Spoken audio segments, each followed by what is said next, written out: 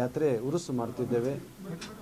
ಈ ಉರುಸಲ್ಲಿ ತಾಲೂಕು ಆಡಳಿತ ವತಿಯಿಂದ ವಿವಿಧ ಜನರಿಗೆ ಸೌಕರ್ಯ, ಬಸ್ಸಿನ ಸೌಕರ್ಯ ಆಗಿರ್ಬೋದು, ಕುಡಿಯುವ ನೀರಿನಾಗಿರ್ಬೋದು, ಆರೋಗ್ಯದ ಆಗಿರ್ಬೋದು, ತಾಲೂಕು ಆಡಳಿತ ವತಿಯಿಂದ ಮುಂಜಾಗ್ರತವಾಗಿ ಕ್ರಮ ಕೈಗೊಂಡಿದ್ದೇವೆ.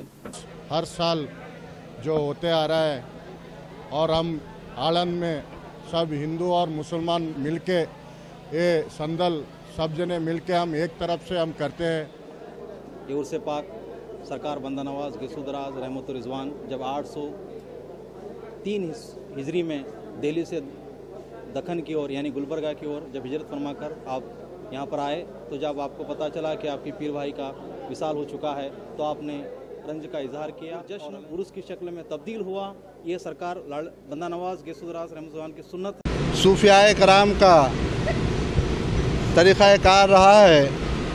महफिल समा से इस जुलूस से संदल मुबारक का आगाज़ होता है.